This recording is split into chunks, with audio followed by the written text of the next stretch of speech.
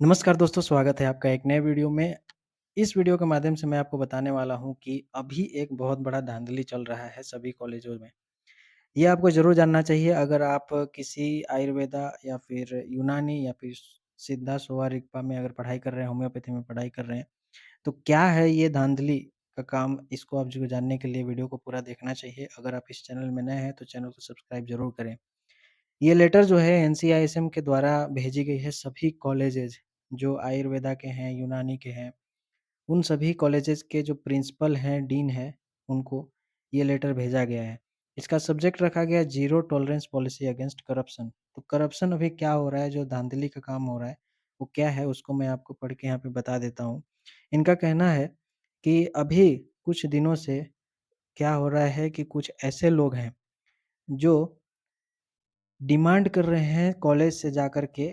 NCISM के नाम पर उनके कमीशन के कुछ लोग बनकर आ रहे हैं जो एक्चुअली में फ़ॉल्स लोग हैं। वो लोग आ कर के कॉलेज से पैसा माँग रहे हैं कि आप जो है इतने पैसा अगर देंगे तभी आपको करंट सेशन में मतलब कि अगर आपका जो कॉलेज चल रहा है उसको परमिशन दिया जाएगा कॉलेज को आगे रन करने के लिए, नहीं तो कॉलेज को सील कर दिया जाएगा। इस तरह से वो एनसीआईएसएम के नाम को खराब करने के लिए और कहीं न कहीं पैसा कमाने के लिए उनके नाम पर आकर सभी कॉलेजेस के जो प्रिंसिपल हैं, उनको फ़ॉल्स एश्योरेंस दे रहे हैं कि अगर वो पैसा जमा करेंगे, तभी जो है उनको करंट सेशन स्टार्ट करने के लिए उनको एलाउ किया जाएगा।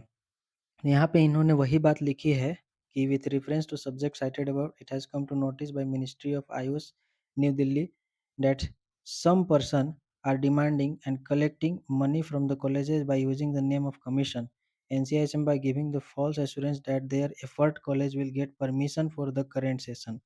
In this regard, it is to inform to you that the permission process of the college is totally dependent on the concerned act and regulation. And if any policy is issued by the Commission or Medical Assessment and Rating Board for Indian System of Medicine (NCISM) time to time, further no person and college can get the permission by suppressing the said policy.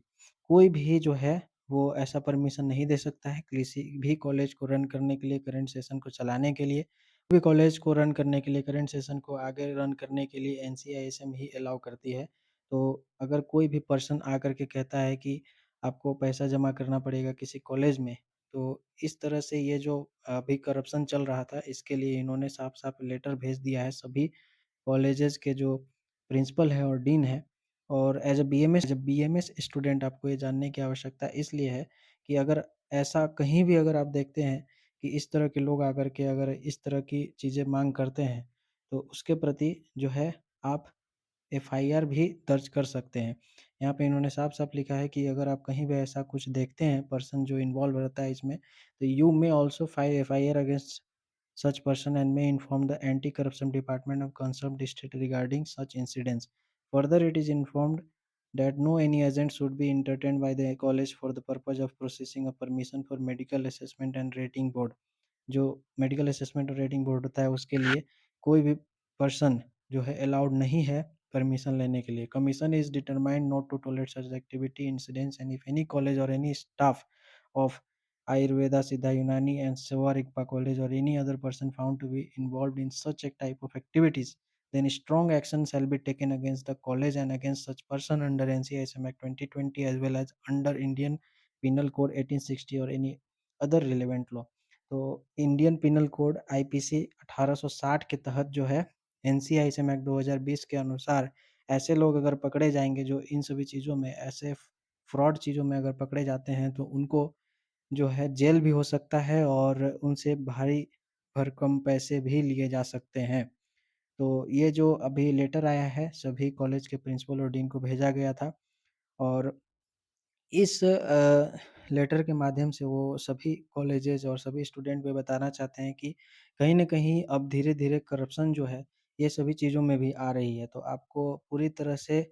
सचेत होकर के और पूरी तरह से खुले दिमाग से ये सोचना चाहिए कि ऐसी चीज़ों में ना पड़ें और दूसरों को भी ना करने दें। अगर ये वीडियो आपकी जानकारी अच्छी लगी हो तो वीडियो को लाइक ज़रूर करें। धन्यवाद।